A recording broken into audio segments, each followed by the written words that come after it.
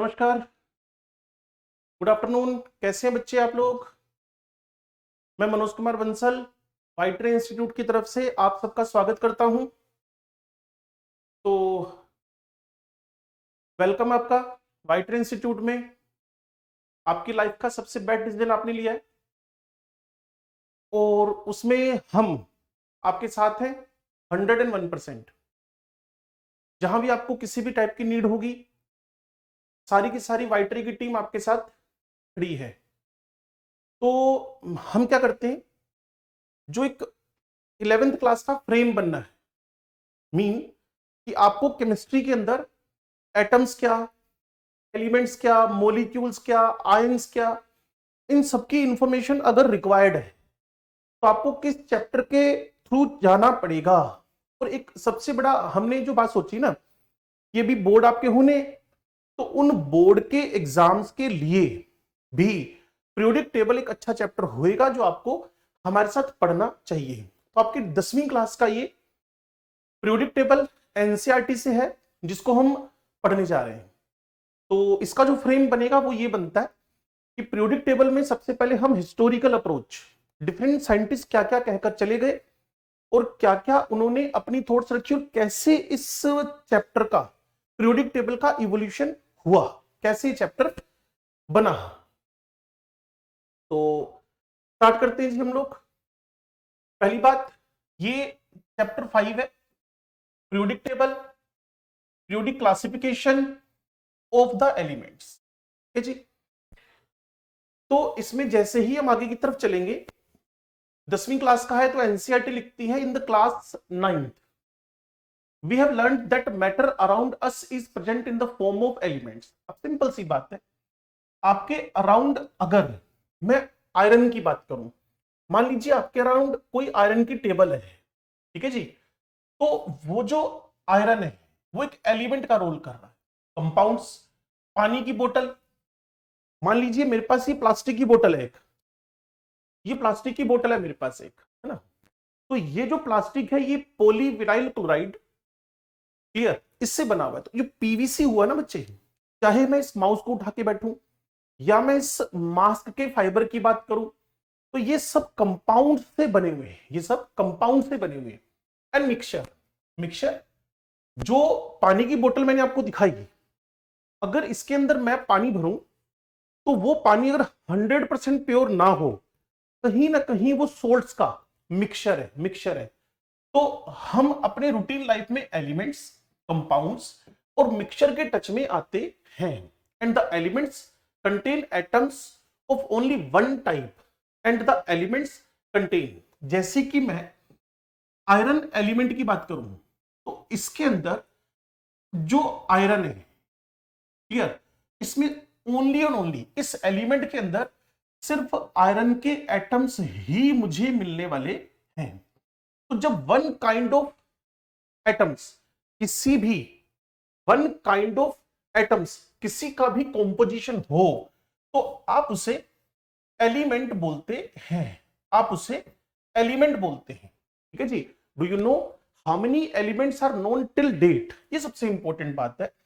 आज की डेट तक हमारे पास 118 एलिमेंट हैं जो हाइड्रोजन से शुरू करके लास्ट, जिसको हम बोलते हैं ओजी, ओग्निसोन, 118 नंबर तक अवेलेबल हैं। हाइड्रोजन से शुरू करेंगे बच्चे आप और एंड कहां करेंगे? 118 पर ओजी, जिसको आप ओग्निसोन बोलते हैं और ये एक नोबेल गैस की तरह कंसीडर होता है। तो पहली बात, इस पूरी 4-5 लाइनों से हमारे दिमाग में क्या आती है कि मेरे पास, मेरे अराउंड एलिमेंट, कंपाउंड, मिक्सचर सभी अवेलेबल है। मेरे अराउंड एलिमेंट, कंपाउंड्स और मिक्सचर सभी अवेलेबल है। गर्मियां शुरू होने वाली हैं, तो अगर आप किसी वाटर के सैंपल में चीनी डाल दें, शुगर डाल दें, सिट्रिक एसिड डाल दें, कुछ भी ऐसा जो मिलकर एक आपके सामने कॉम्पोजिशन बनाकर दे, पीने के लिए आप शिकंजी बनाते हो, तो वो एक मिक्सचर का एग्जांपल हुआ। ठीक है जी। तो टोटल अगर एनसीईआरटी पूछती है कि आपके पास आज की डेट में कितने एलिमेंट एग्जिस्ट कर रहे हैं, तो आपका आंसर होना चाहिए वी हैव द 118 एलिमेंट्स जो कि पीरियोडिक टेबल में 8% है, हाइड्रोजन से शुरू हो रहे हैं बच्चे, हाइड्रोजन से शुरू हो रहे हैं और ओग्नेसोन ओजी तक फाइनल टच लग रहा है। चलो, all these have different properties, इन सबकी प्रॉपर्टीज अलग अलग है। हाइड्रोजन की प्रॉपर्टी, हीलियम की प्रॉपर्टी, लिथियम की प्रॉपर्टी, इन सबकी प्रॉपर्टीज अपनी अपनी प्रॉपर्टीज है। हाइड्रोजन गैस है, हीलियम नोबल गैस है, और लिथियम जो है वो एक रोकी सॉलिड हार्ड मेटल की कैटेगरी में आता है। आउट ऑफ दिस 118 में से 94 नेचुरली अकरिंग है, और 94 के बाद जो एलिमेंट्स हैं वो मैनमेड है, आर्टिफिशियल है। उनकी जो लाइफ है, उनकी जो उम्र है, उनका जो डिकम्पोजिशन है वो बड़ा फास्ट होएगा, क्योंकि मैनमेड कोई भी एलिमेंट स्टेबल नहीं है। तो after 94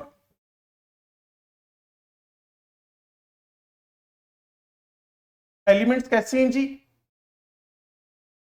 elements are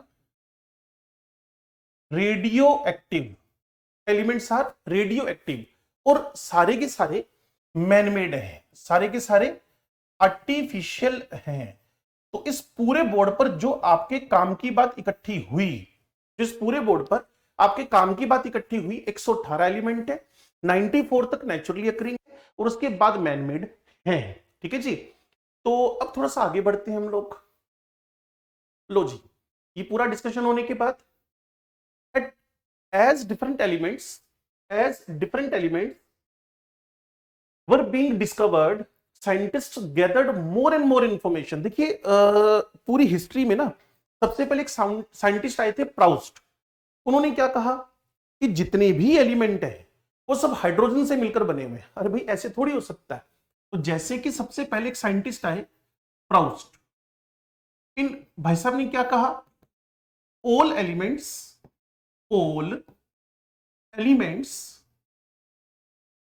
are made by the hydrogen. सारे के सारे दुनिया के एलिमेंट्स हैं वो हाइड्रोजन से मिलकर बने हैं। जबकि आप सोचो ये थॉट बिल्कुल ही गलत है। As different elements were being discovered, जैसे जैसे डिफरेंट एलिमेंट डिस्कवर होते होते होते चले गए, scientists gathered more and more information about the properties of these elements. They found it difficult to organize all that was known about the element. They found it difficult to organize all that was known about the element. They started looking for some pattern. पता नहीं था, जैसे Proust ने बोल दिया कि सारे के सारे एलिमेंट हाइड्रोजन से मिलकर बने, जबकि एक्चुअल में ऐसा तो होता नहीं है। अब यूं सोचो ना, आप बोले क्यों नहीं होता। जैसे क्लोरीन है, उसका एटॉमिक वेट 35.5 है, तो क्या आप क्लोरीन को 35.5 हाइड्रोजन से मिलकर मानेंगे? क्या आप क्लोरीन को 35.5 हाइड्रोजन से मिलकर बना हुआ मानेंगे? क्योंकि हाफ हाइड्रोजन हाफ एटम तो हम किसी भी हालत में लिखेंगे नहीं, हाफ एटम तो पॉसिबल होएगा नहीं। क्लियर ना? तो कुल मिलाकर उनके दिमाग में, जो डिफरेंट साइंटिस्ट इस इवोल्यूशन में काम कर रहे हैं, वो कह रहे हैं कि कुछ ऐसा पैटर्न बनाना पड़ेगा।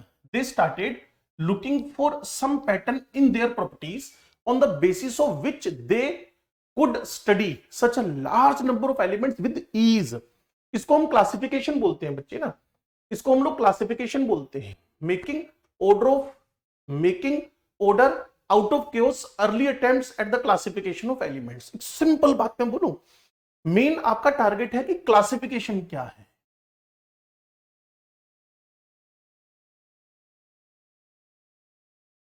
क्लासिफिकेशन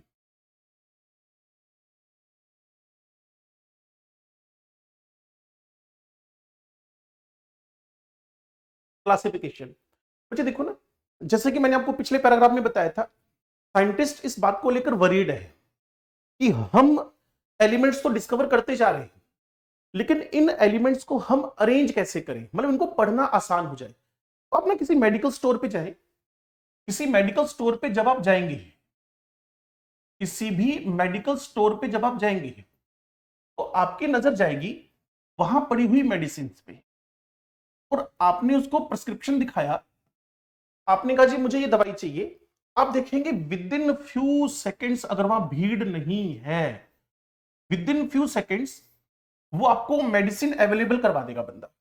कैसे? क्योंकि उसने ना क्लासिफिकेशन किया हुआ है, क्योंकि उसने पूरा के पूरा क्लासिफिकेशन किया हुआ है। मेडिकल स्टोर में उसने कुछ क्या करते हैं, कंपनी के नाम से अलग अलग रैक बना लेंगे। कुछ लोग अल्फाबेटिकली ए वाली मेडिसिन को अलग रखेंगे, बी को अलग रखेंगे, सी को अलग रखेंगे, डी को अलग रखेंगे। और मान लीजिए आपने जो मेडिसिन उससे मांगी है वो ए के नाम से आ रही है, तो क्या करेगा, ए वाले रैक के पास जाएगा, वहां से मेडिसिन निकालेगा और आपको हैंड ओवर कर देगा विद इन फ्यू सेकेंड। तो कुल मिलाकर जो क्लासिफिकेशन है वो हमारी स्टडी को इजी बनाता है। जो क्लासिफिकेशन है वो हमारी स्टडी को इजी बनाता है। हेडिंग देखिए ना, making order out of chaos. इस केओस से बचना है, भीड़ भाड़ से बचना है, इस रैंडमनेस से बचना है। Making order out of chaos, early attempts at the classification of, early attempts शुरू में, जैसे मैंने प्राउस्ट का नाम लिया था आपके सामने, प्राउस्ट के बाद डोबर्नर के ट्रायड्स आए। जैसे डोबर्नर से आगे बढ़ोगे न्यूलैंड के ऑक्टेव्स आएंगे, उससे आगे बढ़ोगे तो कहीं ना कहीं चैन कोर्टियस के टेलुरिक हेलिकल्स आएंगे, उससे थोड़ा सा आगे बढ़ोगे तो लोदरमेयर के कर्व्स आएंगे, उससे थोड़ा सा आगे बढ़ोगे तो आपके पास आपकी फेवरेट मेंडलीव की पीरियोडिक टेबल आएगी। ठीक है ना? तो कहीं ना कहीं क्लासिफिकेशन बड़ा जरूरी है, सिर्फ इसलिए कि हमारे पास ईज ऑफ द स्टडी हो जाए, हमें पढ़ना आसान हो जाए, हमारी स्टडी आसान हो जाए, इसीलिए हमें क्लासिफिकेशन करना पड़ेगा। लो जी आगे बढ़ते हैं। ये एनसीईआरटी का एक डायग्राम है। इस एनसीईआरटी के डायग्राम में लिखा हुआ है, imagine you and your friends have found pieces of an old map to reach a treasure, would it be easy or chaotic to find the way to the treasure. तो आपने कहा जी अगर मुझे मैप मिल गया है, अगर मुझे मैप मिल गया है, अगर मुझे मैप मिल गया है तो मैं उस खजाने तक इजीली पहुंच सकता हूं।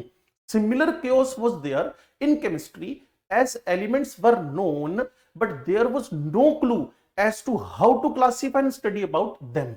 Imagine you and your friends have found piece of an old pieces। ये देखिए, अगर एग्जैक्ट मैप आपको मिल जाता तो आपके लिए उस खजाने को ढूंढना, उस खजाने को ढूंढना क्या हो जाता, easy.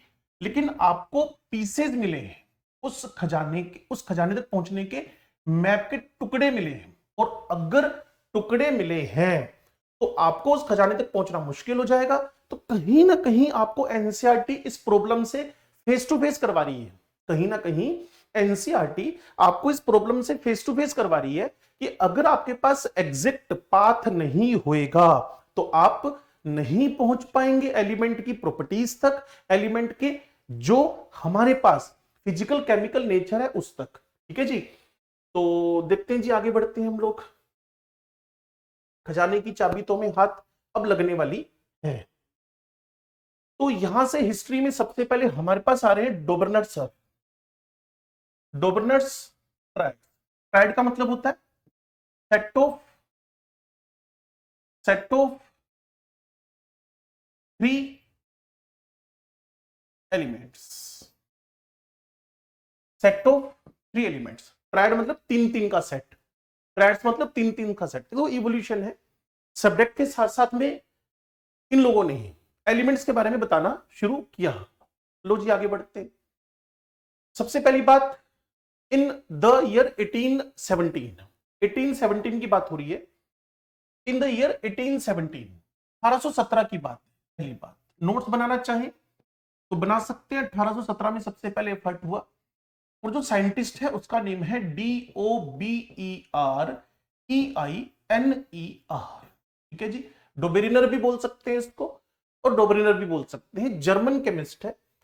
Tried to arrange the elements with similar properties into groups, और वो जो ग्रुप्स हैं वो आपके पास ट्रायड से, वो जो ग्रुप्स आपके पास हैं वो ट्रायड से। German chemist tried to arrange the elements with similar properties into groups he identified some groups having 3 elements. मैंने बताया ना आपको, ट्राइड्स का मतलब क्या हुआ, group of the 3 elements, group of the 3 element. So he called these groups triads. Dobrner showed that when the 3 elements in triads were written in order of increasing atomic mass में जब उसको आप arrange करेंगे, for example lithium, sodium, potassium, होगी बात, lithium, sodium, potassium, ठीक है जी, इसका जो एटॉमिक मास है वो 7 है, इसका 39 है और इसका 23 है। बात को सुनना ध्यान से, were written in the order of increasing atomic masses. जब इनको इंक्रीजिंग एटॉमिक मास में अरेंज किया गया, the atomic mass of the middle element, जो बीच वाला एलिमेंट है ना बच्चे, बीच वाला एलिमेंट वाज रफली the average of atomic masses of the other two. तो कुल मिलाकर अगर मैं आपसे बात करूं, बीच वाले एलिमेंट का जो मास है, बीच वाले एलिमेंट का जो मास है वो फर्स्ट थर्ड के एटॉमिक मास का एवरेज है। चेक कर ले। तो मैंने सोडियम का एटॉमिक वेट निकालना है, मुझे सोडियम का एटॉमिक वेट निकालना है, ठीक होगी बात। मैंने 7 लिया, 39 लिया, बाई 2 किया, 46/2 किया, इज इक्वल टू 23 मेरे पास आ गया। तो ये तो एग्जैक्ट आ गया, बिल्कुल ठीक बात है। तो कुल मिलाकर मुझे डोबर्नर के ट्राइड्स, जो ओरिजिनल डोबर्नर का आपके पास क्लासिफिकेशन था, चाहे जैसा भी था, उसमें ओरिजिनली 3 ही ट्राइड थे, बट ऐसे और भी ट्राइड्स आप सर्च कर सकते हो जो आज की डेट में मॉडर्न पीरियोडिक टेबल आपके सामने आएगी, जो मॉडर्न पीरियोडिक टेबल आपके सामने आई थी। For example take the triad consisting of lithium, sodium and potassium, जैसा मैंने अभी बताया आपको, with the respective atomic masses 6.9, वो मैंने अप्रोक्सीमेट 7 पुट किया था, 23 एंड 39, ठीक है जी। ये 6 हुआ, 23 हुआ और ये आपके पास 39 हुआ। ये लिथियम है, ये सोडियम है और यहां आपके पास पोटेशियम है। What is the average of the atomic masses of lithium and potassium? जैसा कि मैंने आपको पिछले पेज पे भी बताया था, वो जो एवरेज आएगा वो 46/2 मीन 23 आने वाला है, और जो 23 आया है वो सोडियम का ही एटॉमिक वेट है, वो सोडियम का एटॉमिक वेट है। अब नीचे एक टेबल है, given below table 5.1 are some groups of these elements are arranged downward in order of increasing atomic masses.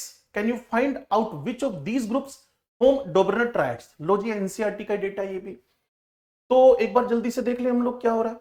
देखो जी, नाइट्रोजन, फास्फोरस, आर्सेनिक, तो मैंने 14 में 31 का दोनों चेंज है, ये मैंने क्या किया, फर्स्ट 14 थर्ड, इसको 75 अप्रोक्स लिख लेता हूं, डिवाइडेड बाय 2 किया, तो ये मेरे पास 9 है, ये 8 है, ये 2 है। अप्रोक्सीमेट अगर मैं बात करूं तो 44.5 बिल्कुल भी मैच नहीं कर रहा है। तो जो फर्स्ट ग्रुप है वो हमारा ट्राइड्स वाली सीरीज ओबे नहीं कर रहा।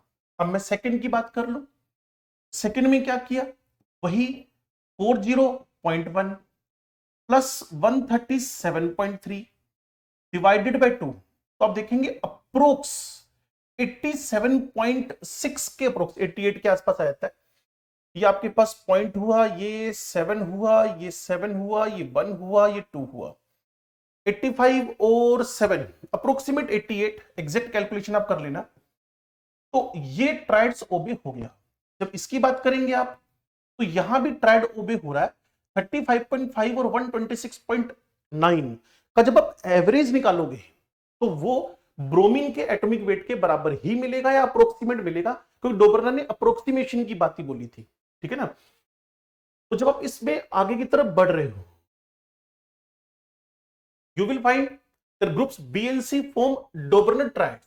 आपके पास जो है वो कहीं ना कहीं जो बी और सी ग्रुप पे है, ऊपर बताया था ना मैंने आपको, ये देखो ये जो बीएनसी ग्रुप है, ये वाला और ये वाला ग्रुप, हाँ, ये डोबरनर के ट्राइड्स को ओबे कर रहा है, लेकिन जैसे ही मैं आगे बढ़ता हूं, you will find that group BNC formed Dobrinner triads.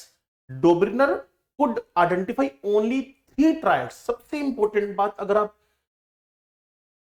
अभी अप्रैल और मई में एग्जाम में बैठने वाले हैं और उसके बाद नीट के एग्जाम में बैठने वाले हैं, तो भाई यही तो कहा जाता है ना, अगर आपका फाउंडेशन स्ट्रॉन्ग है, अगर आपकी 6ठी 7वीं 8वीं 9वीं आईएएस का एग्जाम देने जाइए, वो कहते हैं एनसीईआरटी चार्ट लो, क्लियर ना। तो मेरी केमिस्ट्री में भी आपको जितना स्ट्रॉन्ग फेवर 10th क्लास की एनसीईआरटी 9th क्लास की एनसीईआरटी से मिल जाएगा, उसको हम करें। अब होता क्या, 9th 10th में थोड़ा सा कॉम्पैक्ट मोड में रहता है, लेकिन जैसे आप थोड़ा सा आगे बढ़ते हो तो फिर ये थोड़ा फैल जाता है, एक्सपेंड कर जाता है। तो बड़ी अच्छी बात है, डोबरनर कुड आइडेंटिफाई ओनली 3 ट्राइड्स। इसके पास सिर्फ 3 ट्राइड थे, लिथियम, सोडियम, पोटेशियम का ट्राइड, ठीक है जी।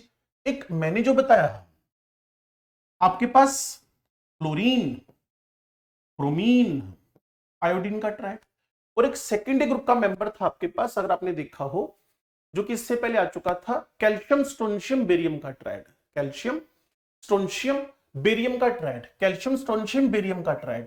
तो कुल मिलाकर आपके पास 3 ट्राइड यहां आ जाएंगे, जो कि number one lithium, sodium, potassium का ट्राइड, नंबर 2 जो अभी मैंने आपको बताया कैल्शियम, स्ट्रोंशियम, बेरियम का ट्राइड, तीसरे ट्राइड की अगर मैं बात करूं तो क्लोरीन, ब्रोमीन, आयोडीन का ट्राइड, ठीक है जी। लेकिन इतना मैं आपको बता दूं कि अगर आप मेरे साथ ग्रुप नंबर 15 जिसके member nitrogen, phosphorus, arsenic, antimony, bismuth है, ये मैं आपको होमवर्क दे रहा हूं बच्चे। आपने क्या करना है, फोस्फोरस आर्सेनिक के एटॉमिक वेट उठाकर, फोस्फोरस एंटीमनी के एटॉमिक वेट उठाकर उसका एवरेज निकालना है। ऐसे में काम आपको और दे रहा हूं, वो मेरे पास है इसका अगला ग्रुप, वो है oxygen, sulphur, selenium, tellurium and polonium.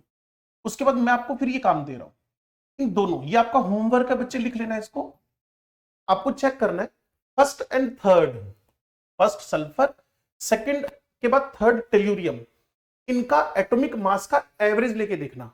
अगर वो सिलीनियम के एटॉमिक वेट के बराबर आ जाए तो ये ट्राइड भी कंसीडर होंगे, लेकिन डोबरनर के जो ओरिजिनल उसने क्लासिफिकेशन दिया था उसमें सिर्फ और सिर्फ 3 ट्राइड थे। एक था आपके पास लीना का, एक था आपके पास कार, सर, बाप, आपको याद ही होगा, ये आपके न्यूमेरिक्स बना के देखे होंगे आपने, क्लोरीन, ब्रोमीन, आयोडीन, कल BRI, मतलब कुल मिलाकर 3। लेकिन इन पे आप ट्रायल मारोगे, फिर हम चेक करेंगे कि क्या इसकी एप्लीकेबिलिटी हमारे पास हो रही है कि नहीं, ठीक है जी।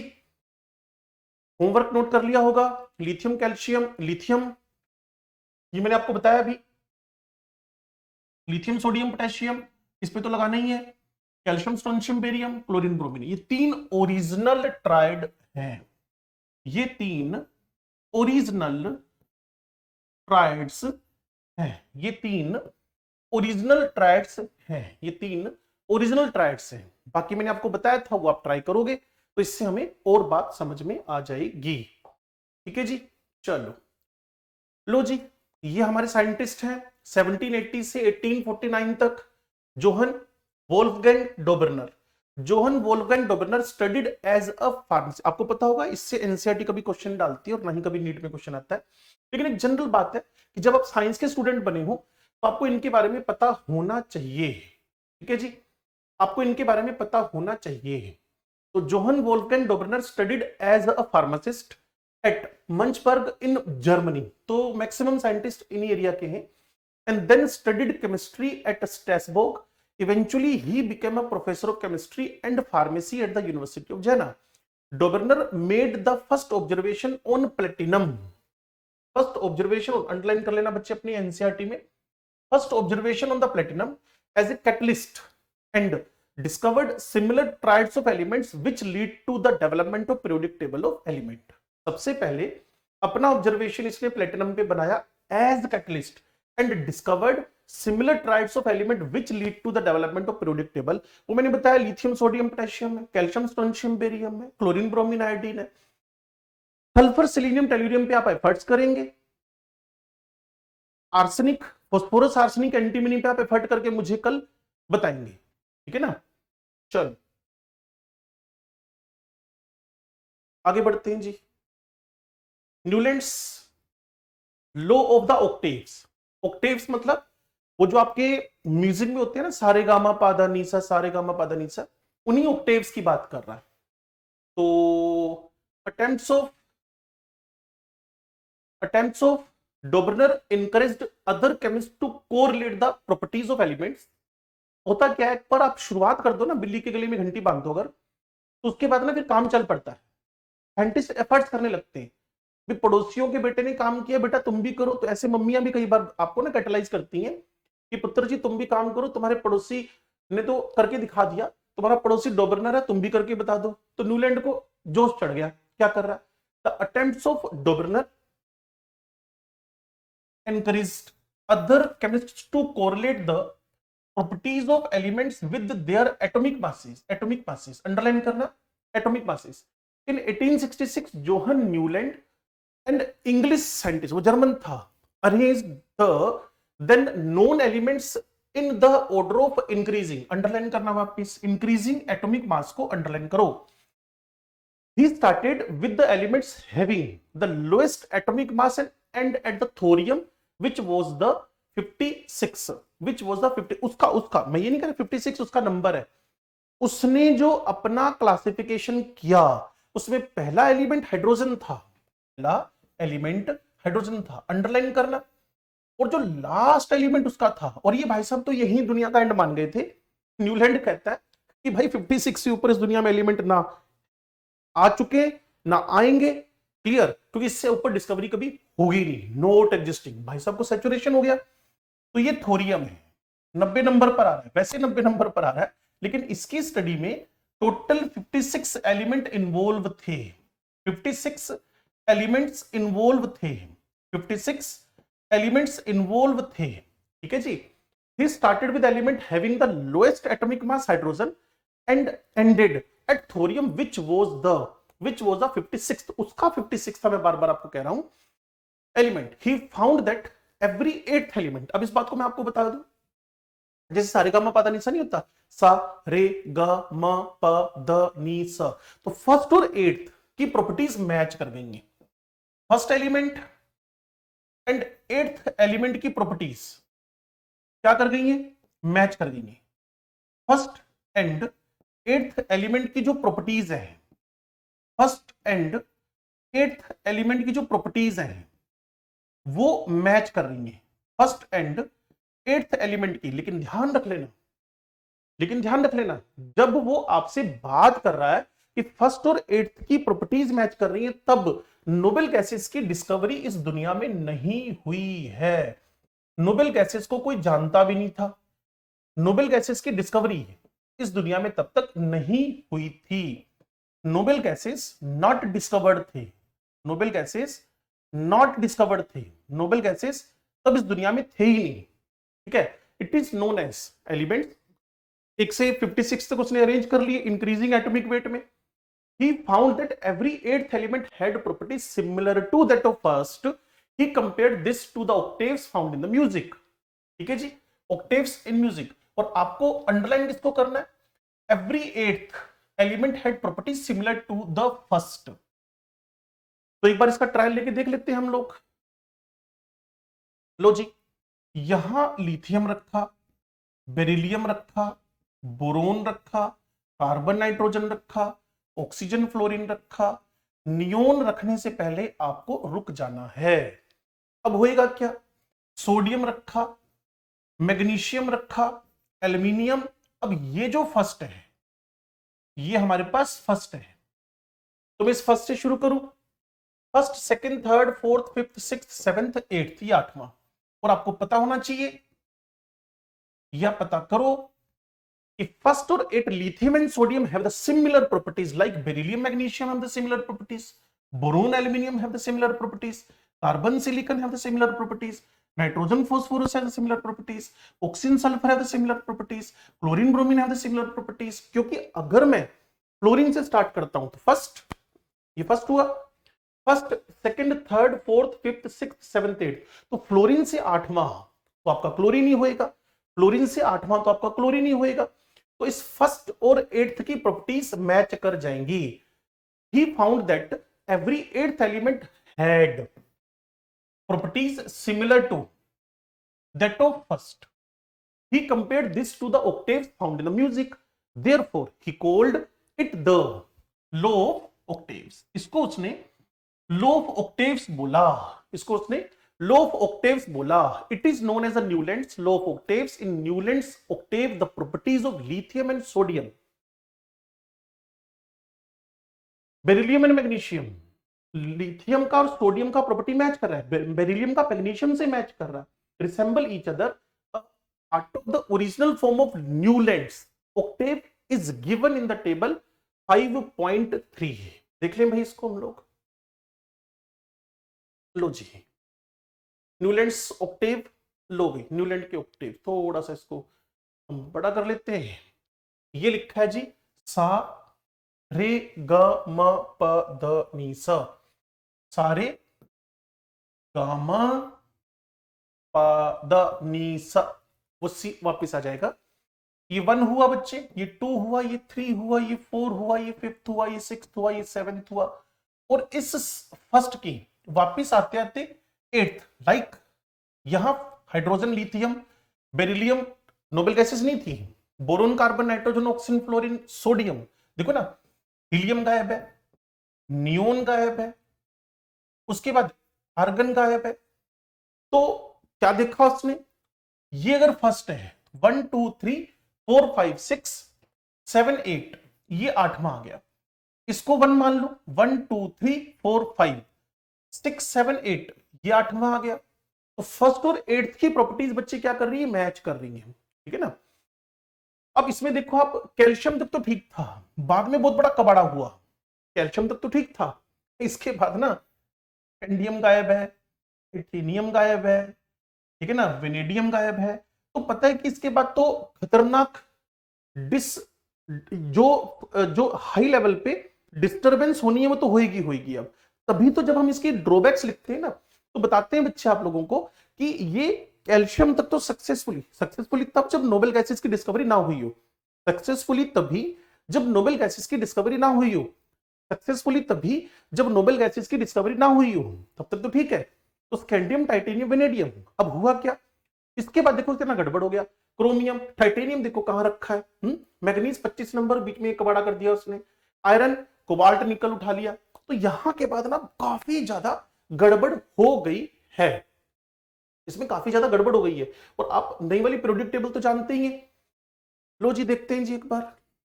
Are you familiar with musical notes, एक जनरल इंफॉर्मेशन है in the music, Indian music of the system of music, there are 7 musical notes in the scale, the sa re ga ma pa da ni. In the west they use the notation do re mi fa so la ti. The notes in a scale are separated by whole and half step frequency intervals of tones and semitones. अगर आप music में interested है, आपका CBSE में topic है music, तो आप इससे पंगे ले सकते हैं। A musician uses these notes of composing the music of a song. Naturally, there must be some repetition of notes. Every eighth note is similar sa re ga ma pa da ni sa to the first and one, and it is the first note of the next scale. ये जो आपके पास सा होएगा ना बच्चे, ये वाला सा, ये पहला भी और आठवां भी है। जो सा रे, ये पहला अगर है तो आठवां भी यही है। रिपीट करके जब आप इसको देखोगे तब। It was found that the law of octaves was applicable only up to calcium. लो जी पंगा फंस गया। कैल्शियम के बाद, मैं फिर कह रहा हूं कि इसको अंडरलाइन करके अपने पास रख लो, इंपॉर्टेंट बातें हैं। कैल्शियम के बाद हमारे न्यूलैंड साहब कद्दू बन गए, नथिंग, उनके पास कुछ नहीं है। Every eighth element didn't possess properties similar to that of the first, similar to that of first, ठीक है जी। तो आगे बढ़े इस मामले में और It was assumed by Newland that only 56, again underline करने की बात आ गई है, नोट्स बनाओ इसके। 56 it was assumed by Newlands that only 56 element existed in nature and no more element would be discovered. ध्यान से सुनो इन भाई साहब की आत्मा को यही शांति मिल गई। ये भाई साहब कह रहे हैं कि 56 बड़ी बड़ी फनी बात है, 56 एलिमेंट एग्जिस्ट कर रहे and no more element would be discovered in the future. भाई साहब कैल्शियम के बाद लग नहीं पा रहे, कैल्शियम के बाद काम नहीं कर रहे और कह रहे हैं कि जितने मैंने डिस्कवर करके दे दिए उसके बाद नए एलिमेंट डिस्कवर नहीं होंगे, नो मोर एलिमेंट। तो ड्रॉबैक है भाई इसका। But later on several new elements were discovered whose, ये तो 56 इंच का सीना हो गया। 56 भाई साहब ने दिखा दिया कि 56 के बाद कुछ भी डिस्कवर होने वाला नहीं है, जबकि ऐसा नहीं होता है। whose properties didn't fit into the law of octaves, तो होना ही था ना। जैसी नोबेल गैस की डिस्कवरी हुई, मैंने आपको पिछले पेज में बताया था, इस लॉ ने फेल होना ही था, इस लॉ ने फेल होना ही था। Now in order to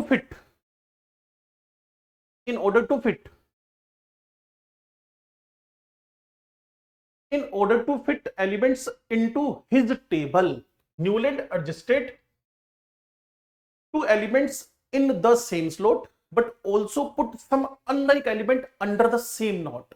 Can you find examples of these from table 5.3? हाँ बिल्कुल, अभी दिखाता हूं मैं आपको। नोट दैट कोबाल्ट एंड निकल, मुझे पता था खुद ही अपना जवाब दे देगा। कोबाल्ट एंड निकल, कोबाल्ट एंड निकल are in the same slot and these are placed in the same column as fluorine, chlorine, bromine. अरे भाई फ्लोरीन गैस है, ब्रोमीन लिक्विड है, ये भाई साहब सारे के सारे नॉन मेटल्स हैं, ये सारे के सारे नॉन मेटल्स हैं। जबकि अगर मैं बात करूं ये कोबाल्ट निकल, ये भाई साहब मेटल्स हैं। कहां का ईट कहां का रोड़ा, भानुमति से कुंभा जोड़ा, ये कर क्या रहा है भाई? कहीं कहीं मेटल्स कहीं नॉन मेटल्स, सारे के सारे एक ही जगह। और इनको तो वैसे भी आत्मा को शांति मिल चुकी थी, कह रहे हैं कि 56 के बाद एलिमेंट डिस्कवर ही नहीं हो सकते हैं। And these are placed in the same column as fluorine, chlorine, bromine, which have very different properties than these elements. Iron, which resembles cobalt and nickel in properties, has been placed far away from these elements. With this discovery of noble gases, the law of octave become irrelevant. जैसे ही discovery हुई noble gases की, वैसे ही मैंने पीछे भी आपको बताया था ये फेल हो जाएगा। The law of octave become irrelevant. The Newland law of octave worked well with lighter element. देखो ना, जब आपको पेपर में वो क्वेश्चन देगा ना, तो आपसे पूछ लेगा न्यूलैंड का जो लॉ है वो कहां तक एप्लीकेबल है, तो आपका आंसर होना चाहिए लाइटर एलिमेंट्स। कितने एलिमेंट उस टाइम पे डिस्कवर्ड थे? 56। क्या वो सोचता था इससे ज्यादा हो पाएंगे? आपने कहा बिल्कुल नहीं। नोबेल गैस की डिस्कवरी के बाद क्या कोई इसकी रिलेवेंस नहीं? आपने मना कर देना है। 20 तक ठीक है। और अगर पूछना है कि इसमें कुछ एनोमलीज क्या हैं, तो आपको क्या करना है? उस प्रॉपर टेबल को खोलना है जो एनसीईआरटी हमारे सामने लिख रही है। लो जी, लो जी, लो जी, लो जी, लो जी। तो लिथियम,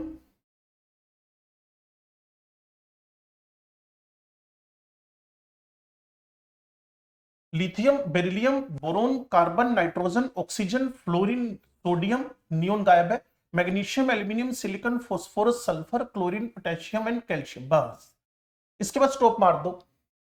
फ्लोरीन क्लोरीन के साथ किसको रख दिया गया है? कोबाल्ट एंड निकल को। कर क्या रहा है भाई? ये कर क्या रहा है? Cobalt nickel.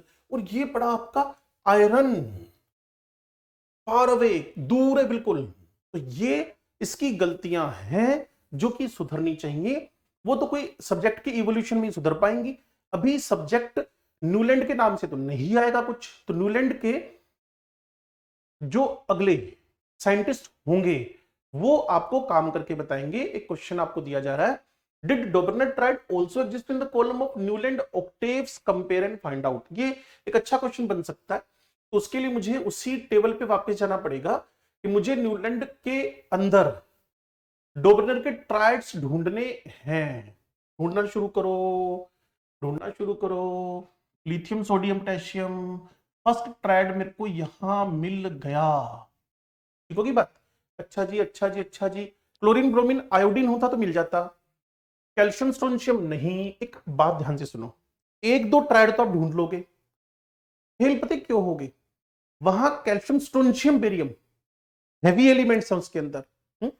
जबकि ये भाई साहब कैल्शियम तक तो एप्लीकेबल हैं, उसके बाद क्या हो रहे, फेल हो गए आफ्टर द कैल्शियम। ये भाई साहब के साथ एक बिगेस्ट फेलियर जुड़ गया। तो इसके अलावा देखो, मैंने आपको फोस्फोरस आर्सेनिक एंटीमनी दिया था, एंटीमनी है नहीं।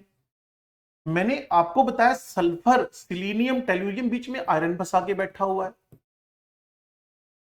तो ये गलतियां हैं, बस एक सेट मुझे पूरा पूरा मिल रहा है जहां मैं ट्राइड्स ऑफ द डोबरनर अप्लाई कर सकता हूं, ठीक है जी। ये देखिए आप, ये देखिए आप, ये आपके question number 2, what were the limitation of Dobereiner classification. इसकी सबसे बड़ी दिक्कत कि 3 ट्रायड मिले, इसके बाद ट्रायड मिलने मुश्किल हो गए।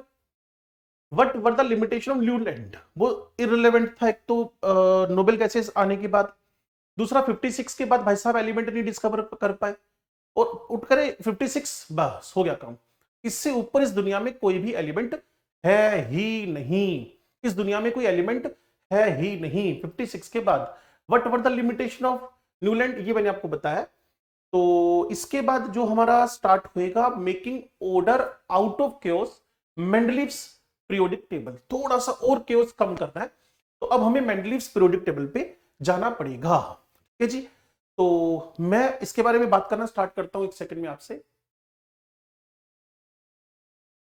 हाँ जी, तो making order out of chaos, अब थोड़ा इससे बाहर जाना है, तो अब हमें सबसे ज्यादा ऑनरेबल बंदे को पकड़ना पड़ेगा।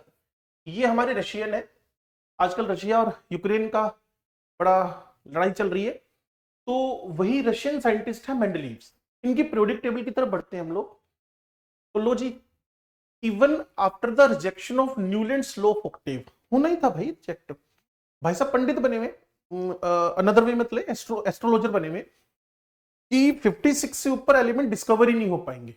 चलो, many scientist continue to search for a pattern that correlated the properties of elements with their atomic masses। सबसे खास बात पता है क्या है, जब तक नई टेबल की डिस्कवरी, मतलब जो लॉन्ग फॉर्म आज आप देखते हो, जिस लॉन्ग फॉर्म पीरियोडिक टेबल को आज अपनी आंखों के सामने आप देखते हो, जब तक उसकी डिस्कवरी नहीं हुई, मैं लेकर आता हूं अभी, जब तक उसकी डिस्कवरी नहीं हुई, तब तक जितनी भी आपके पास पीरियोडिक टेबल थी, सारी की सारी बेस्ड थी एक ही बात पर, वो था एटॉमिक वेट।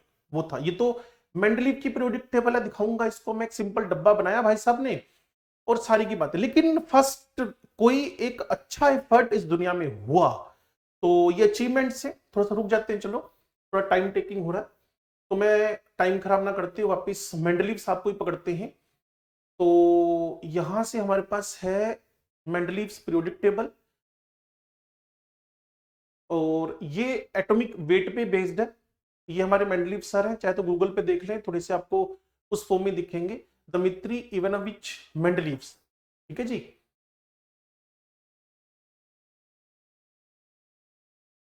तो even after the rejection of Newlands law of octave, many scientist continue to search for a pattern that correlated the properties of elements with their atomic masses. तो मैं सबसे इंपॉर्टेंट बात आपको लिखने के लिए बोलूंगा, आप अपने नोट्स में इस वर्ड को जरूर लिखो, अपने नोट्स में इस वर्ड को जरूर लिखो, एटॉमिक मास। जब तक नई टेबल की डिस्कवरी नहीं हुई, तब तक आपका जो सबसे इंपॉर्टेंट पार्ट था वो था एटॉमिक मास। वो सबसे इंपॉर्टेंट पार्ट था आपका एटॉमिक मास। तो इसको मैं थोड़ा सा हाईलाइट कर देता हूं, ये आप अंडरलाइन जरूर करें, इसको आप अपनी कॉपी में जरूर लिखें, है ना। तो देखते हैं जी आगे क्या कह रहे हैं। The main credit for classifying elements goes to the scientist Mendeleev's. पूरा नाम याद करने की नीड नहीं है, आप इतनी बात याद कर लें, दमित्री इवानोविच मेंडलीव्स। रशियन मैंने आपको बताया, रशिया आजकल बड़ा खबरों में चल रहा है। He was the most important contributor to the early development of the periodic table of elements। most important, फिर वापस बोलूंगा, अंडरलाइन करें, हाईलाइट करें most important contributor to the early development of a periodic table of elements, wherein the elements were arranged on the basis of their fundamental property. The atomic mass, very important again, जब तक Mendeleev की periodic table पढ़ोगे, atomic mass को एक fundamental property की तरह deal करना है। ये क्वेश्चन 10th लेवल में जब आप अपना एग्जाम दे रहे होगे तो भी आपसे पूछा जा सकता है, fundamental property, the atomic mass, and also on the similarity of the chemical properties. एक बार जल्दी से इसको गो थ्रू हो ले। दिया किसने? मेंडलीव ने। रशियन था, कोई नहीं पूछेगा। मोस्ट इंपोर्टेंट कंट्रीब्यूटर है ये जो development of the periodic table है। इससे पहले मैंने प्राउस्ट का नाम लिया, वो मैं आपको बता दूंगा। उसके बाद हमारे न्यूलैंड सर आए, उसके बाद हमारे चैन कोर्टियस साइंटिस्ट आया, उसके बाद हमारे पास जो यहाँ 10th की में नहीं है, लोदरमेयर के कर्व्स आए, ऑक्टेव के बाद न्यूलैंड के ऑक्टेव, फिर लोदरमेयर आए, देन आफ्टर मेंडलीव आया। तो मेंडलीव का जब हम स्टडी कर रहे हैं तो ये एटॉमिक वेट पे बेस्ड है और मोस्ट इंपोर्टेंट कंट्रीब्यूटर है, and also on the similarities of the chemical properties. इन्होंने कुछ दो बातें टारगेट पे रखी, उसको आप भी थोड़ा सा हाईलाइट करके रखें, नोट्स में लिख लेना बच्चे, इसको similar chemical properties as well as atomic mass. ठीक है, ये फंडामेंटल प्रॉपर्टीज, ये हमारे मेंडलीव सर है 1834 से 1907 तक। और देख लो भाई, इसने तुम्हारी जिंदगी में आगे तुम खुद सोचो, जहर घोला या अमृत घोला, ठीक है ना। ये मेंडलीव सर है। तो ये हमारे पास है Dmitri Ivanovich Mendeleev was born in the Tobolsk, western Siberia. लो जी, ओके। 18th फेब, इस महीने में मैं ये वीडियो आपके सामने लेकर आ रहा हूं, 18th फेब 1834, 19 का तो जमाना गया, ठीक है जी। After his early education Mendeleev could join a university only due to the efforts of his mother. Mummy को प्रणाम करो इसके भाई, इनकी माता जी को प्रणाम करो, जिसकी वजह से only due to the efforts of his mother, dedicating his investigations to his mother, she instructed with example, corrected with love, and traveled with me to places, spending her last resources and strength. She knew that with the aid of science, without violence, बड़ी अच्छी line है जिसको अब मेरे को हंसी आ रही है। कारण बताइए क्या है, इसी साइंस को अब रशिया एज वॉलेंस का यूज कर रहा है ना, aid of science without violence, with love but firmness, एक स्ट्रेंथ, एक ताकत होनी चाहिए। All superstitions, untruth and errors can be removed. हाँ बिल्कुल ठीक है, अगर आप उसको वॉलेंस के लिए यूज नहीं कर रहे, एक डिटर्मिनेशन आपके दिमाग के अंदर, तो आप सारे सुपरस्टिशन, अनट्रूथ और एरर्स को रिमूव कर सकते हो। The arrangement of elements he proposed is called the Mendeleev's periodic table. Again, underline. Low ji, the periodic table proved to be a unifying principle in the chemistry. ये तो मैं आपको पहले बोल रहा हूं, तभी तो हम आपको ये चैप्टर करवाना शुरू कर रहे हैं। जो periodic table है, no doubt, unifying principle in the chemistry है। It was a motivation for the discovery of some new elements। मैं आपको बताऊंगा आगे, इन भाई साहब ने कुछ नए एलिमेंट्स की डिस्कवरी भी की है। When Mendeleev started his work, now important बात, जब न्यूलैंड की बात कर रहा था तो गलती से भी कोई आपको बोले ना 56 एलिमेंट नोन है, तो ये मत सोचना बच्चे, अब ये मत सोचना कि 1 to 56 है। उस टाइम पे थोरियम भी था, जो उसका लास्ट एलिमेंट था 90 नंबर पे आ रहा है, तो 1 to 56 नहीं है, 1 से 56 तक उसमें थोरियम भी इंक्लूडेड है। और जब हम मेंडलीव के पीरियोडिक टेबल की बात कर रहे होंगे, when Mendeleev started his work, 63 elements were known he examined the relationship between the atomic masses, मैं तो बार बार कह रहा हूं अंडरलाइन करके रखना, सबसे इंपॉर्टेंट लाइन है, of the elements and their physical and chemical properties. Among chemical properties, Mendeleev concentrated on the compounds formed by elements with the oxygen and hydrogen. इस बात को ध्यान से सुनना, मान लीजिए मैं लिथियम, सोडियम, पोटेशियम वाली लाइन में चला गया, इनका जो हाइड्राइड बनेंगे, जो हाइड्रोजन के साथ इसका कंपाउंड बनेगा वो LiH NaH KH बनेगा, लेकिन जो ऑक्सीजन के साथ बनेगा वो Li2O बनेगा, Na2O बनेगा और K2O बनेगा, ठीक है ना। तो among chemical properties Mendeleev concentrated on the compounds formed by elements with the hydrogen oxygen. तो इसको भी अंडरलाइन करना, ये एग्जाम के पॉइंट ऑफ व्यू से भी इंपॉर्टेंट बात हो सकती है कि मेंडलीव ने किन टाइप की कंपाउंड्स की केमिकल प्रॉपर्टीज पे कॉन्सेंट्रेट किया। Among chemical properties, Mendeleev concentrated on the compounds formed by elements with oxygen hydrogen. Oxide और हाइड्रोजन पे उसका कॉन्सेंट्रेशन था। He selected hydrogen and oxygen as they are very reactive। कारण वो उसका मानना था, मैं मान के चलता हूं कि हाइड्रोजन H2 की रिएक्टिविटी उतनी नहीं होती, चलो ठीक है 10th लेवल के लिए ठीक है। He selected hydrogen oxygen as they are very reactive and formed compounds with most element। हाँ ये लाइन ठीक है। उसने, अब आपसे क्वेश्चन पेपर में क्वेश्चन पूछ ले, 4 ऑप्शन पड़े हो, ऑब्जेक्टिव हो जाए चाहे ट्रू फॉल्स हो जाए, कि हाइड्रोजन ऑक्सीजन इसलिए सेलेक्ट किए थे कि वो वेरी रिएक्टिव है, तो अकॉर्डिंग टू एनसीईआरटी आपने उस पर यस करना। दूसरा, क्यों क्यों क्यों हाइड्रोजन और ऑक्सीजन सेलेक्ट किए, क्योंकि इन्होंने ढेरों कंपाउंड, मतलब रिएक्टिव तो है ना, इन्होंने मोस्ट ऑफ एलिमेंट के साथ रिएक्शन कर रखी है। तो फॉर्मूले of hydride oxides formed by an element were treated as one of the basic property of an element।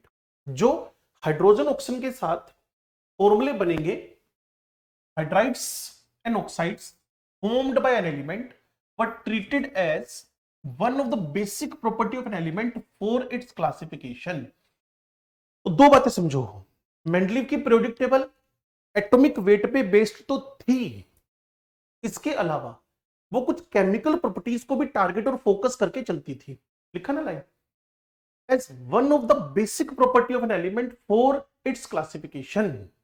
He then took 63 cards. ये बड़ी इंटरेस्टिंग बात है, भाई साहब ने ऐसे कुछ कार्ड्स उठाए, ठीक है जी, कार्ड्स उठाए, सब पे मान लो यहां हाइड्रोजन लिखा, यहां उसने लिथियम लिखा, हीलियम तो उसके टाइम तक डिस्कवर नहीं थी, और क्यों नहीं थी, जो रिएक्टिव नहीं होता ना बच्चे, वो इजीली डिस्कवर भी नहीं हो पाता। सोडियम हुआ, इसके ऊपर इसका मास नंबर लिख दिया, इसका एटॉमिक नंबर लिख दिया, इसके ऑक्साइड का फॉर्मूला लिख दिया, ठीक है। सेम इसके साथ, सेम पोटेशियम के साथ, सेम कैल्शियम अगर डिस्कवर था उस टाइम पे तो उनके साथ किया। अब भाई साहब ने क्या किया, अरेंज करना शुरू किया, यहां हाइड्रोजन रखा, 63 ऐसे थे उसके पास, 63, है ना। तो जैसे लिथियम पुट किया, जैसे लिथियम पुट किया, तो लिथियम के नीचे मान लो कैल्शियम रखा गया गलती से, तो वो कहेगा ना ना लिथियम की प्रॉपर्टीज कैल्शियम से तो मैच नहीं कर रही, तो इस कार्ड को यहां से हटाओ। Then he took 63 cards and on each card he wrote down the properties of one element।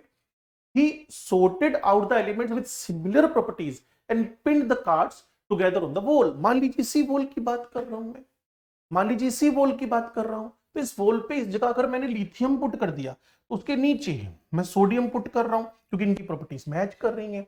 मैं कैल्शियम पुट कर रहा हूं तो इसके नीचे मैं स्ट्रोंशियम पुट कर रहा हूं क्योंकि स्ट्रोंशियम की प्रॉपर्टीज मैच कर रही हैं। क्लियर ना। Pin the cards together on the wall। he observed that most of the elements got a place in a periodic table and were arranged in the order of their increasing atomic masses। again very important, ये सब increasing atomic masses में arrange हुए। it was also observed that there occurs a periodic reoccurrence। हर एक fix time, fix interval, fix places के बाद similar properties match करने लग जाएंगी, सिमिलर प्रॉपर्टीज मैच करने लग जाएंगी। अब देखिए यहां क्या लिखा हुआ है, it was also observed that there occur a periodic reoccurrence of elements with similar physical and chemical properties. मैं आपको यहां लिथियम पुट करके दे रहा हूं, मैं आपको यहां लिथियम पुट करके दे रहा हूं, मैं इसके नीचे सोडियम पुट करके दे रहा हूं, पोटेशियम लिख के दे रहा हूं, रुबिडियम लिख के दे रहा हूं, सीजियम लिख के दे रहा हूं।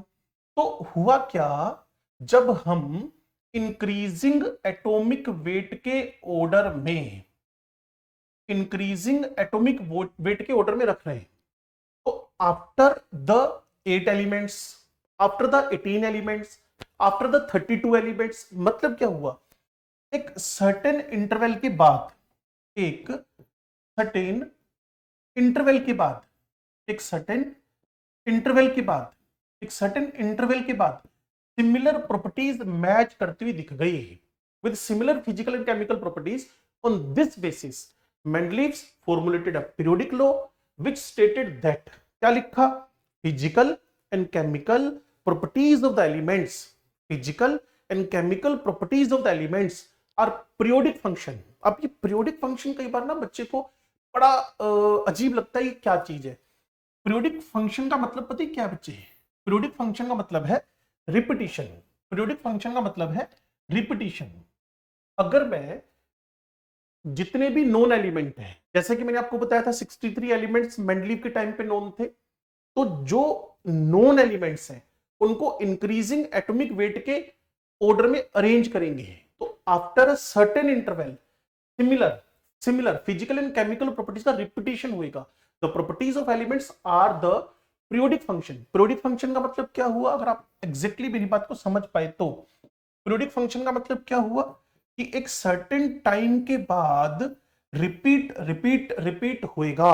जैसे कि आज मान लो 6 o'clock सनराइज हुआ, तो कल भी 6 o'clock अगर सनराइज होता है तो इसको बोलते हैं ये पीरियोडिक प्रॉपर्टी है। मान लीजिए अभी केमिस्ट्री की क्लास लग रही है आपकी, कल इसी टाइम पे फिर केमिस्ट्री की क्लास लगेगी, तो इसको बोलते हैं केमिस्ट्री की क्लास का रिपीटिशन हो रहा है। केमिस्ट्री की क्लास का के अंदर एक पीरियोडिक प्रॉपर्टी है, एक पीरियोडिक फंक्शन है of their atomic masses. Mendeleev's periodic table contains vertical columns, cold groups. देखिए भाई, ये जो मेरे पास वर्टिकल कॉलम्स हैं इनको हम लोग ग्रुप्स कह रहे हैं जी, ओके। एंड हॉरिजॉन्टल रोज जो इस तरीके से हॉरिजॉन्टली रखी जाएंगी उनको हम बोल रहे हैं पीरियड्स, उनको हम बोल रहे हैं पीरियड्स, उनको हम बोल रहे हैं पीरियड्स। तो आगे बढ़ते हैं भाई इसके अंदर। मेंडलीव्स पीरियोडिक लेवल, ये मेरे पास, ध्यान से देखना, ये बहुत कुछ सिखाएगा आपको। ये लिथियम वाला मेंबर ग्रुप है, ये मेरे पास बेरिलियम वाला, ये बोरोन वाला, ये कार्बन, नाइट्रोजन, ऑक्सीजन, फ्लोरीन, और इसके बाद डिस्कवर नहीं हो पाया। तो अगर मुझे कोई लिथियम के बारे में बोलेगा, Li2O उसके ऑक्साइड का फॉर्मूला बनेगा और LiH उसके हाइड्राइड का फॉर्मूला बनेगा। नेक्स्ट मुझे बोलेगा बेरिलियम फैमिली का, तो BeO इसके ऑक्साइड का फॉर्मूला बनेगा और BeH2 इसके हाइड्राइड का फॉर्मूला बनेगा। यहां से मुझे कोई कहेगा ये वैलेंसी पे बेस्ड है, जो इस चैप्टर का हमारा पार्ट है। तो अगर मुझे इसके बाद बोरोन के बारे में कहेगा, B2O3 इसके ऑक्साइड का फॉर्मूला बनेगा और BH3 जैसा कि 11th क्लास में आप पढ़ोगे पी ब्लॉक एलिमेंट में, इसका BH3 फॉर्मूला बनेगा। यहां चलोगे कार्बन डाइऑक्साइड, आपको पता ही है 0.03% आपके सराउंडिंग अवेलेबल है, और इसका जो हाइड्राइड का फॉर्मूला वो मीथेन CH4। अब देखो ना, हाइड्रोजन के रिस्पेक्ट में valency with respect to hydrogen क्या हो रही है, डिक्रीज। पहले क्या की, इंक्रीज, पहले क्या की, इंक्रीज, पहले क्या की, इंक्रीज। देखो ना, 1 2 3 4 एंड देन आफ्टर 3 2 1।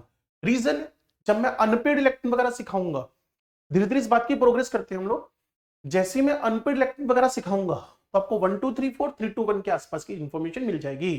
तो जैसे ही मैं ऑक्सीजन के रिस्पेक्ट में बात करूंगा, with respect to oxygen, with respect to oxygen, with respect to oxygen, ये वैलेंसी लगातार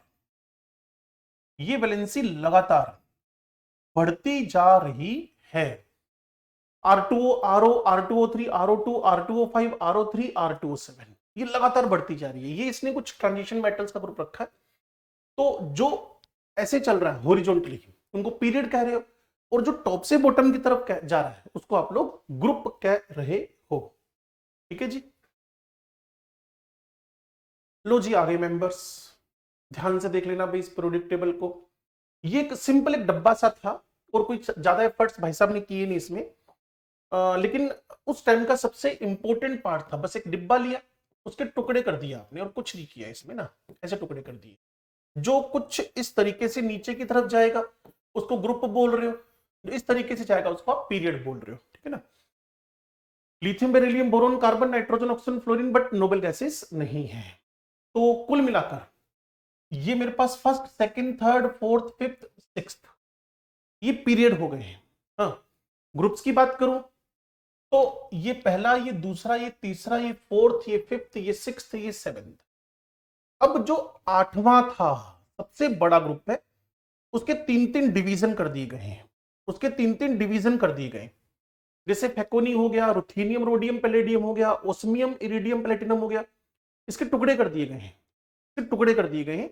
आयरन, कोबाल्ट, निकल, लेकिन ये आठवां ग्रुप ही है, लेकिन ये आठवां ग्रुप ही है। तो कुल मिलाकर मेंडलीव की पीरियोडिक टेबल में जो हमें दिख रहा है, लिथियम, बेरिलियम, अब आपको जो दिखेगा वो मैं आपको इसमें और बता देता हूं। फर्स्ट के दो पार्ट हुए, first A and second A, first A and B, first A and B, थोड़ा सा डिलीट करते हैं इसको। ये पहला हुआ, इसके दो टुकड़े हुए ए एंड बी, सेकंड के भी दो टुकड़े हुए ए एंड बी, ध्यान मत हटाना। थर्ड के दो टुकड़े हुए ए एंड बी, फोर्थ के दो टुकड़े हुए ए एंड बी, फिफ्थ के दो टुकड़े हुए ए एंड बी, सिक्स्थ के दो टुकड़े हुए ए एंड बी, सेवेंथ के दो टुकड़े हुए ए एंड बी। ठीक है जी। First A B, second A B, third A B, fourth A B, fifth A B, sixth A B और सेवेंथ ए बी, और आठवें को आपने ए बी सी करके या 1 2 3 करके तीन टुकड़ों में बांट दोगे। तो आप चेक कर पा रहे हो 7 इंटू 2, 14 कॉलम तो सीधे सीधे हो गए, और एक के तीन टुकड़े होने से तीन यहां हो गए, तो टोटल 17 कॉलम हो गए आपके। मेंडलीव की ओरिजिनल पीरियोडिक टेबल के अंदर 8 ग्रुप हैं, जिसके 7 को आपने दो दो के टुकड़ों में काट दिया है, जिसके 7 को आपने दो दो के टुकड़ों में काट दिया है। 1 A B, second A B, third A B, fourth A B, fifth A B. अब उसके अंदर जो आपने बात समझनी है, देखो बी का हिस्सा ये कॉपर है, बी का हिस्सा ये एजी है, बी का हिस्सा ये गोल्ड है, इस बी का हिस्सा जिंक है, कैडमियम है, मरकरी है, इस बी का हिस्सा स्कैंडियम, यूट्रियम, लैंथेनम है, इस बी का पार्ट टाइटेनियम, जर्कोनियम, हाफेनियम है। तो अगर एग्जैक्टली बात को पकड़ पाओ तो D block elements, D block elements इस बी का पार्ट है, डी ब्लॉक एलिमेंट्स इस बी का पार्ट, और आठवें का 1 2 3 तीन टुकड़े उसने किए ही किए हैं। तो कुल मिलाकर अगर मुझसे कोई पूछेगा मेंडलीव की पीरियोडिक टेबल के अंदर, मेंडलीव की पीरियोडिक टेबल के अंदर, मेंडलीव की पीरियोडिक टेबल के अंदर, ये 1872 में जनरल जर्मन जर्नल आया था, उसके अंदर पब्लिश हुई थी। In the formula for oxide hydride at the top of column, जैसा मैंने आपको बताया गया, आर एलिमेंट को रिप्रेजेंट कर रहा। हाँ, और वो मैंने आपको फॉर्मूला लिख के बता दिए थे कि CH4 को RH2 लिखोगे और CO2 को आप RO2 लिख रहे हो। ठीक है ना। Now achievements of the Mendeleev periodic table. Achievement, while achievement की बात कर रहे हैं बच्चे, while developing the periodic table there were a few instances where Mendeleev had to place an element with a slightly greater atomic mass। वो मैं आपको बताऊं हुआ क्या था, इसको आप याद कर लेना। आर्क, ठीक है जी, CONI, आर्क, कोनी एंड THPA, आर्क, कोनी, Thapa. while developing the periodic table, there were a few instances where Mendeleev had to place an element with a slightly greater atomic mass before an element with slightly lower। ये तो इसने ओबे किया rule, क्या कि low molecular weight को, लो atomic weight को पहले रखो, लो एटॉमिक वेट को पहले रखो, हाई एटॉमिक वेट को बाद में रखो। लेकिन फिर भी कुछ मिस्टेक्स यहां हुई हैं। आर्क कोनी थापा, जब मैं आपको मेंडलीफ के बाद एग्जैक्ट बाद वाली जो टेबल है ना, लॉन्ग फॉर्म ऑफ टेबल, वहां दिखाऊंगा तो आपको पता चलेगा। जैसे कि ये कोबाल्ट है, ये कोबाल्ट हो गया, अपीयर्ड बिफोर निकल। अब कोबाल्ट 58.9 है, निकल आपके पास 58.7 है, तो ये क्या हुआ भाई? जबकि मेंडलीव कह रहा था when we arrange the elements in their increasing order of the atomic weights, increasing order of their atomic weights, increasing order of their atomic weights. तो भाई ये क्या कर रहा है? ये इंक्रीजिंग की जगह पर डिक्रीजिंग आ गया। Looking at table 5.4 can you find out one more such anomaly? मैंने बताया आपको, आर्क कोनी थापा, एक बार चेक कर ले हम पीछे जाकर। लो जी, इस टेबल को आर्कोनी थापा, आर्कोनी थापा, THPA, आर्कोनी थापा, यहां मेरे पास है कोबाल्ट निकल, ये एनोमली आपको दिख जाएगी 58.93, 58.71। इसके अलावा इसके अलावा इसके अलावा हैलोजन फैमिली में भी कुछ गड़बड़ हमें दिखता है। तो यहां फ्लोरीन, क्लोरीन, ब्रोमीन, आयोडीन, यहां कुछ गड़बड़ आपको दिखता है। ये लो जी, सिलीनियम ब्रोमीन में ना 78.96 और 70, ये तो ठीक है, ये तो आपका ठीक है। पहली एनॉमली ये दिखेगी आपको, दूसरी एनॉमली, दूसरी एनॉमली, दूसरी आयोडीन वाला एग्जांपल हमारा सेट हो सकता है, टेल्यूरियम आयोडीन। ये लो जी, ये 127.60 है, ये 126.90 है। बाकी मैंने आर्कोनी थापा आपको बताई है। तो दो एनॉमली आपके पास इसमें दिखती है, कोबाल्ट और निकल की, टेल्यूरियम और आयोडीन की, कोबाल्ट और निकल की, टेल्यूरियम एंड आयोडीन की, कोबाल्ट एंड निकल की, टेल्यूरियम एंड आयोडीन की। ठीक है जी, ये देखो लुकिंग एट टेबल, तो यहां जो ओरिजिनल टेबल है 10th लेवल पे, इसमें एक तो कोनी आप लिख ही रहे हो और एक टेल्यूरियम एंड आयोडीन की एनॉमली भी लिख दे। जो होना चाहिए था बच्चे इंक्रीजिंग एटॉमिक वेट, वहां आ गया डिक्रीजिंग एटॉमिक वेट। आना चाहिए था इंक्रीजिंग, आ गया डिक्रीजिंग। की बात ना। Can you find out one more such anomaly? वो टेल्यूरियम आयोडीन की एनॉमली आपके दिमाग में आ जाएगी, तो इसको अंडरलाइन करके हाईलाइट करके अपनी कॉपी में लिख लो। Further Mendeleev left some gaps in the periodic table instead of looking upon these gaps. ये ना न्यूलैंड की तरह एस्ट्रोलॉजर नहीं था, भाई साहब ने कुछ खाली जगहें छोड़ दी थी। Looking up, looking upon these gaps as defects, Mendeleev boldly predicted the existence of some element that had not been discovered at that time। उस टाइम पे डिस्कवर नहीं हुए थे, लेकिन फिर भी इसने किसी का नाम एका बोरोन लग दिया। ये एका संस्कृत का शब्द है, वर्ड है, जिसका बाद में मतलब हमें डिस्कवरी के बाद स्कैंडियम रखा गया। एका एल्यूमिनियम, जो बाद में गैलियम रखा गया। एका एल्यूमिनियम, एका सिलिकन, जो बाद में जर्मेनियम रखा गया। जी, GE, germanium. Mendeleev boldly predicted the existence of some element that had not been discovered at that time। Mendeleev named them by prefixing a Sanskrit numeral eka 1 to the name of preceding आने वाला element in the same group। जैसे aluminium के नीचे उसी group में है, मैं आपको लिख के बताऊं, बोरोन एल्यूमिनियम, गैलियम इंडियम। तो गैलियम को प्रिडिक्ट करना था तो उसने एल्यूमिनियम का आगे एका लगा दिया। For instance, scandium, gallium, germanium discovered later have properties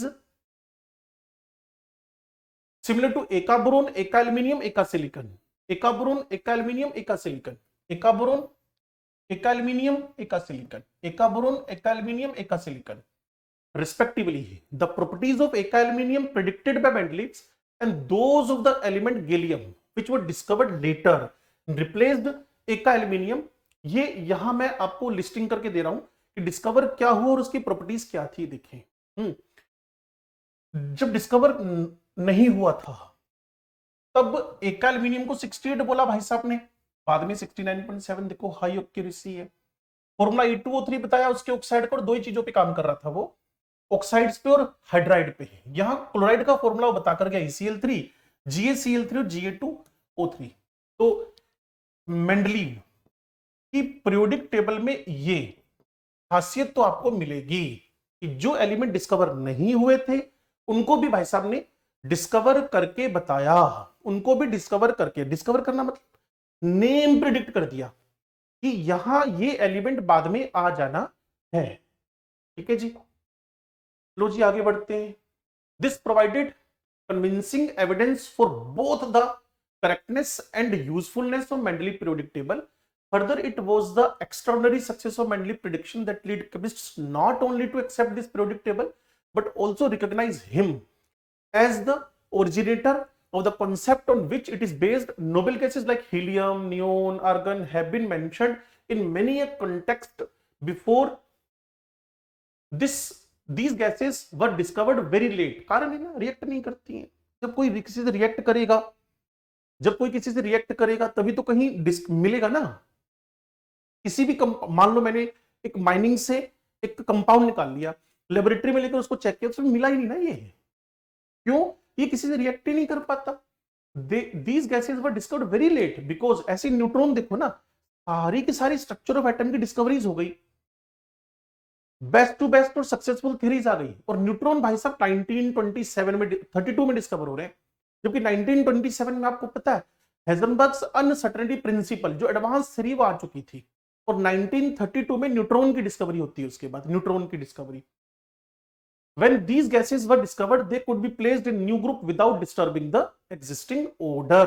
existing order को बिना डिस्टर्ब किए हम रख देंगे। limitations of the Mendeleev's classification, इसके लिमिटेशन क्या है? अब हर बंदे की बुराइयां तो होती हैं, तभी तो इवोल्यूशन ऑफ सब्जेक्ट होएगा, तभी तो इवोल्यूशन ऑफ सब्जेक्ट होएगा। तो उसके बारे में भी हम बात करने वाले हैं। तो जब आप इसके डिफेक्ट्स की बात करेंगे, limitations of the Mendeleev's classification, तो पहली बात इसमें हमारे पास क्या आएगी? Electron configuration of hydrogen resembles that of alkali. बड़ी इंपॉर्टेंट बात है। देखो हाइड्रोजन इलेक्ट्रॉन कॉन्फ़िगरेशन 1s1 है। तो जब हम पीरियोडिक टेबल का डिस्कशन कर रहे हो ना, तो थोड़ा सा स्ट्रक्चर ऑफ एटम के अंदर घुस जाना चाहिए हम लोगों को। और स्ट्रक्चर ऑफ एटम में मुझे ये पता चलता है कि इलेक्ट्रॉन कहां अपने घर बनाकर रहते हैं।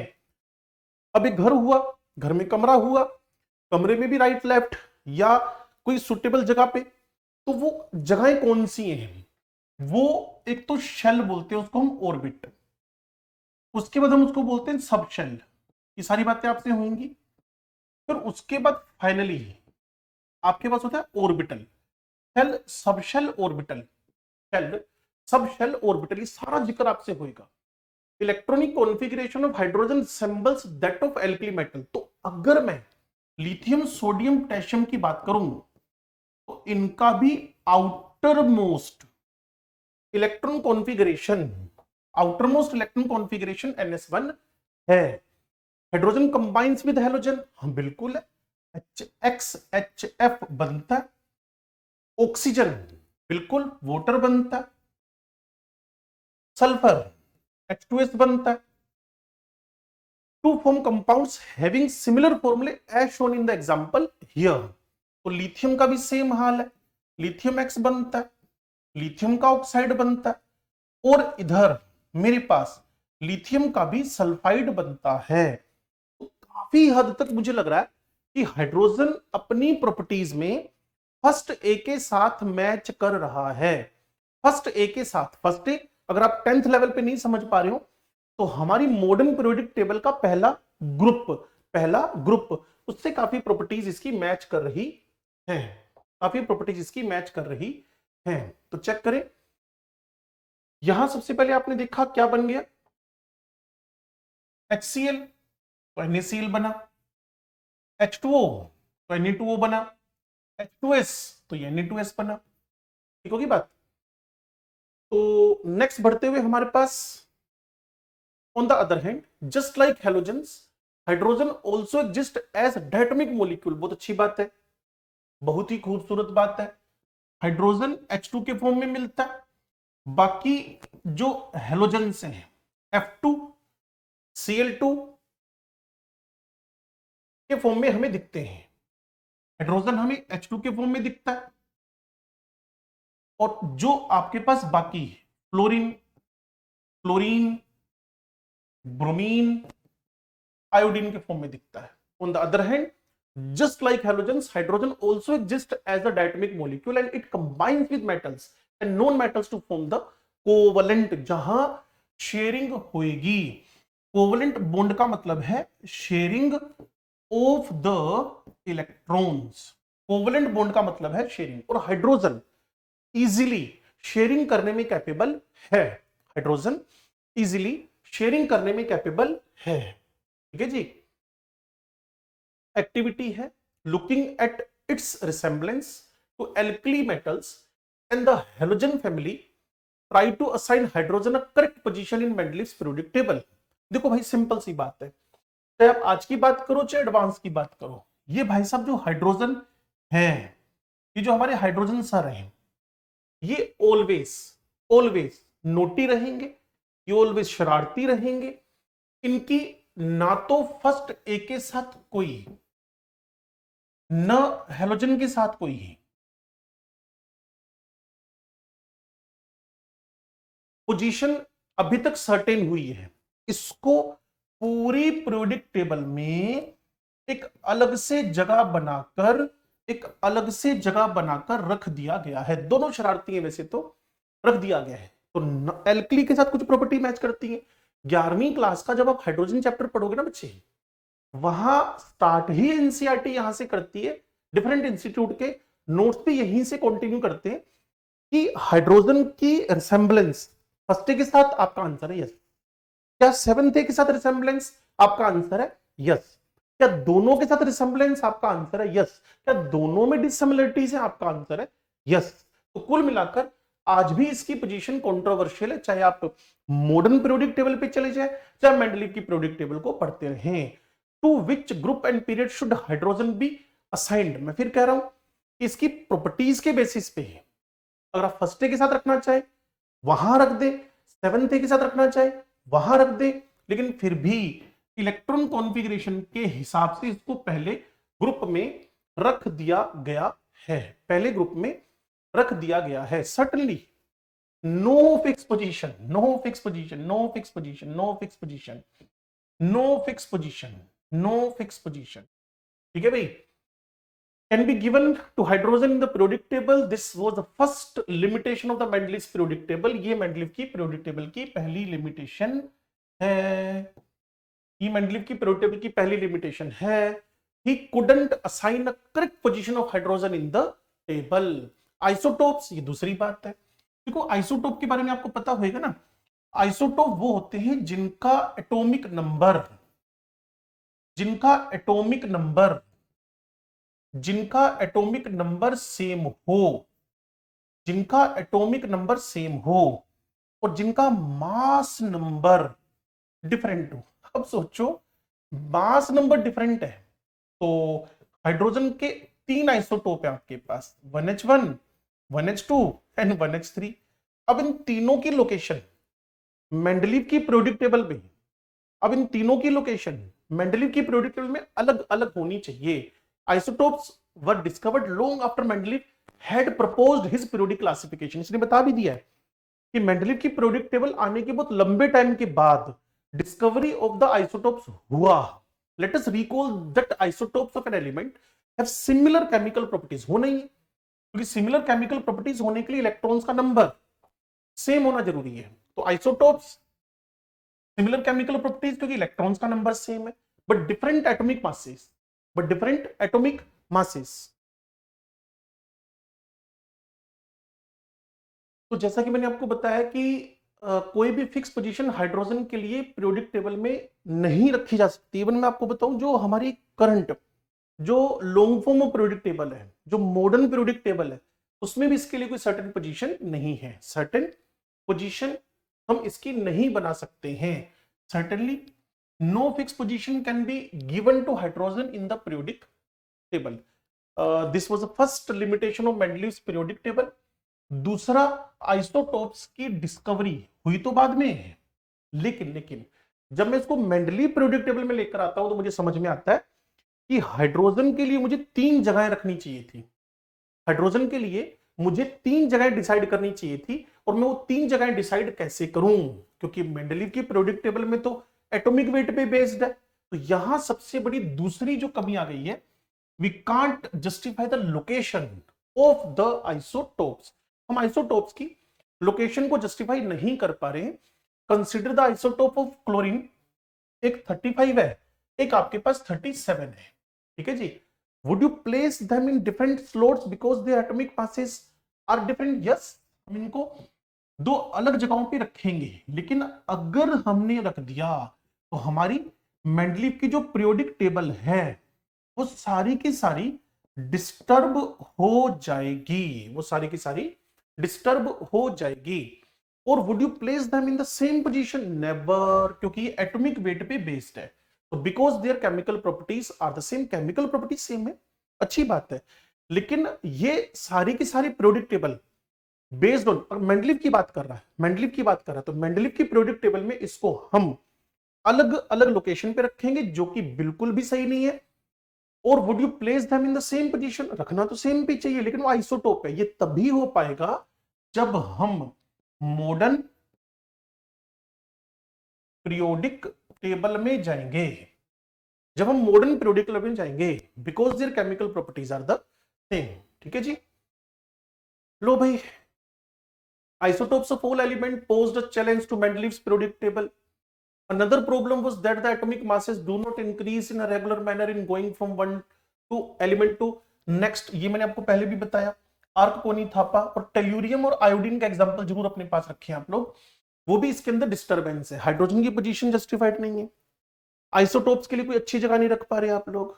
और कहां होना चाहिए था? इंक्रीजिंग एटॉमिक वेट, वहां आर्क में, कोनी में, थापा में और टेल्यूरियम आयोडीन में ये इंक्रीजिंग की जगह डिक्रीजिंग ऑर्डर पे आ गया। So it was not possible to predict how many elements could be discovered between 2 elements, especially when we consider the heavier elements. So it was not possible to predict how many elements could be discovered. जब पता ही नहीं चल पा रहा हम लोगों को। लो जी, question है, use Mendeleev's periodic table to predict the formula, ठीक है जी, for the oxides। ऑक्साइड का फॉर्मूला क्या बन जाएगा भाई? कि 2O, कार्बन का CO2 4 वैलेंसी, एल्यूमिनियम का Al2O3 3 वैलेंसी, सिलिकॉन का SiO2 4 valency, barium BaO 2 valency. Beside gallium, which other element have since been discovered that were left by Mendeleev in the periodic table? Any two? बड़ा simple है, एक तो एका, boron जिसको बाद में आपने स्कैंडियम बोला, एक एका, सिलिकॉन जिसको बाद में आपने जर्मेनियम बोला। What were the criteria used by Mendeleev in creating the periodic table? Atomic weight. What do you think the noble gases are placed in the separate group? Why do you think? भाई अगर noble gases को आप बीच में लेकर आ गए तो कहीं ना कहीं एटॉमिक वेट का जो फंडामेंटल है वो ढेरों जगहों पे डिस्टरबेंस आ जाएगा। जैसे भी तो 4 सैंपल है, आर्कोनी, थापा और टेल्यूरियम आयोडीन, ये ढेरों जगहों पे डिस्टर्ब हो जाएगा। तो उस चीज से बचने का तरीका है कि हम जो बाद में डिस्कवर हो रहा है उसको बाद में ही रख दें। Now making order out of chaos, बार बार फंडा चल रहा है कि जो केओस है उसको खत्म करने के लिए एक ऑर्डर सेट किया जाए। तो अब आपके पास नई दुनिया में आप एंटर कर रहे हो, that is a modern periodic table, वो आपके पास है मॉडर्न पीरियोडिक टेबल। तो इसको हम सेकंड वीडियो में समझते हैं।